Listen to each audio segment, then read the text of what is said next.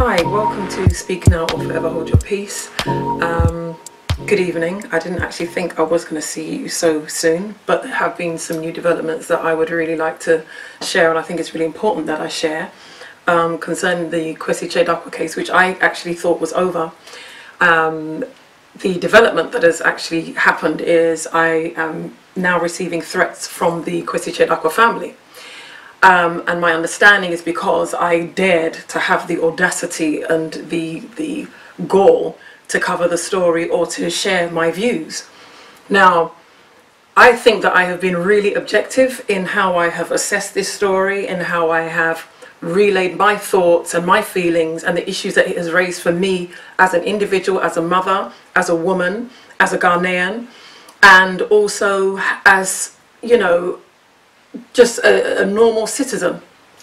Now, I don't quite understand why the Darkwah family will sanction this. I don't know if Yaw A Darkwah has asked his brother to threaten me. I received a inbox message on Facebook at 3 o'clock in the morning, and the message was that I was not allowed to speak about him because if I did, then trolls were going to be sent to get me.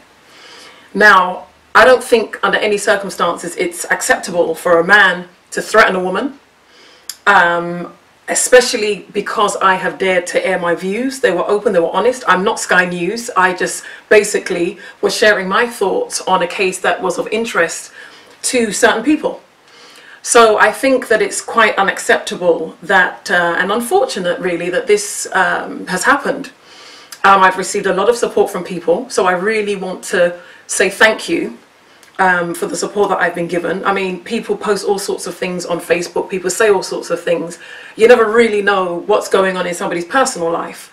I mean, this person, I believe his name is Yaw A Darkwah, he doesn't know whether I really am married, whether, you know, I live on my own, whether I'm going through some stuff at the moment. And to wake up and receive that kind of a message, it didn't stop. My family were also sent messages quite derogatory. I will not honour, excuse me, the unsavoury comments. I will not, what's the word?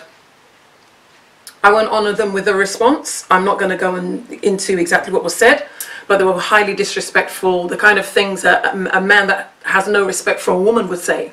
And all I'm saying is that looking at this case in the way I covered it, and when I said originally that, look, you know, we need to be open-minded and question things, and that we need to use our own mind and just look at the information and decide for ourselves and what could we have done right, what, you know, what could we have done better.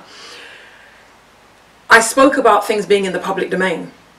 I am a part of that public. The fact that I'm behind a camera and have decided to share my thoughts on it should not subject me to this kind of abuse. I should not be threatened. I shouldn't be concerned about my welfare as a woman. And I don't know whether Yaw A Darkwah is in this with his brother. I don't know. But thankfully, I'm not 19. Thankfully, these threats were not made in a hotel room where any Ghanaian who is a supporter of Yaw A Darkwah or is taking sides and doesn't want to be objective can turn around and say, oh, well, Dilys, it's your fault. You know, you are the one that's brought this on yourself.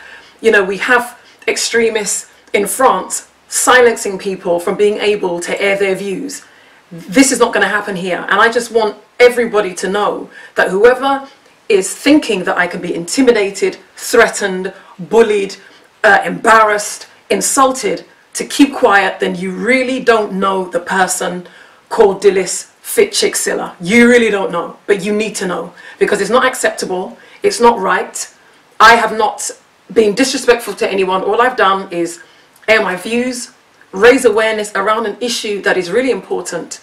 And, you know, all the things that I discussed about intimidation and what have you, this 19-year-old girl has dropped the case, and who knows?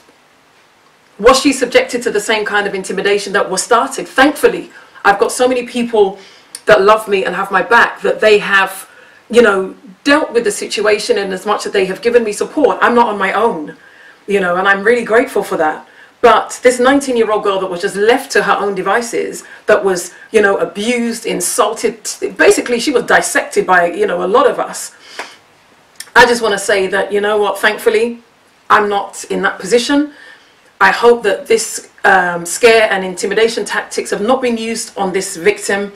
And I just pray that we as Ghanaians will do the right thing, stand up, speak up, you know, stand up and be counted. If something is not right, let's just open our mouths and stick together. My desire is for there to be a better Ghana, better community, better legislation around these things, and greater awareness, so that we know how to raise our sons, raise our daughters, and live as Ghanaians, you know, collectively and as a people. Thank you very much.